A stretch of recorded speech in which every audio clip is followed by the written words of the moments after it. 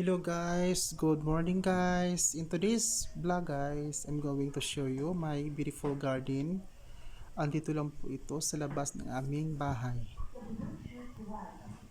As you can see guys, marami akong tanim na iba't ibang klaseng halaman. Ang isa sa mga halaman na paborito ko po ay ang aking yucca plant, eugenia plant at saka yung foxtail at saka makikita din niyo mga guys yung tanim kong money tree, yung variegated na ano bang tawag dyan, na variegated na rapis palm. Yan o. Yan. Marami akong mga halaman guys. Kailang mainit na sa labas. So, andito lang muna ako sa loob ng aking bahay.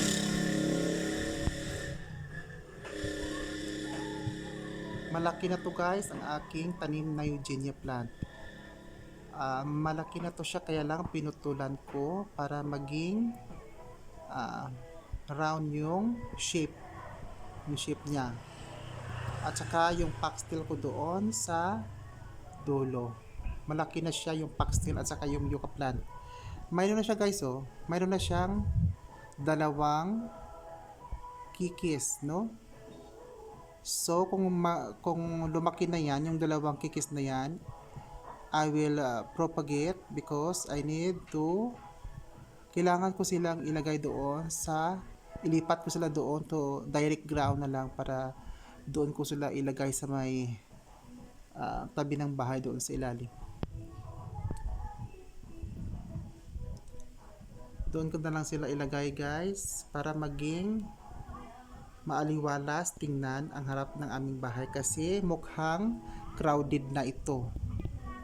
Marami na mga halaman na hindi ko na alam kung ano ang ayos.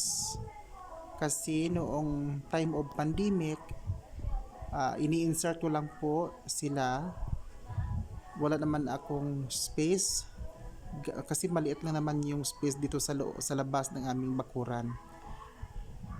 So kung saan ko lang sila tinutusok doon sa labas. Yan guys, may dumaang aso. Marami na akong tanim doon guys, doon sa kabila. Marami na akong tanim doon na mga halaman. Kaya lang, hindi ko muna sila na bigyan ng oras kasi busy din ako sa aking trabaho.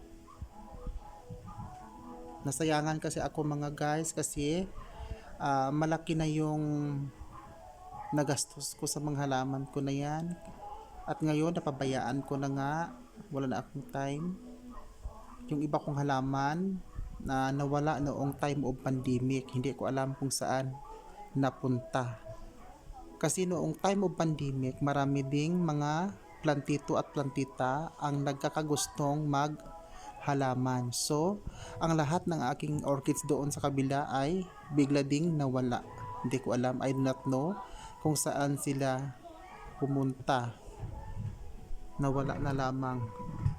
Kasi wala ako dito noon sa bahay. The time of pandemic, wala ako dito. At hindi ko po sila naalagaan. Kaya ngayon nandito na ako sa bahay, medyo may time na ako minsan kasi kung wala akong trabaho, inaalagaan ko din sila. Ito guys, so yung isa kong halaman na maganda ito siya oh. Maganda itong ilagay sa paso. Hindi ko pa ito sila guys na propagate, no? Kasi wala akong time mag-ano ng mga kwan. Hindi pa ako nakabili guys ng mga flower pot. So guys, thank you very much for watching my simple vlog. Maraming salamat guys at magandang araw.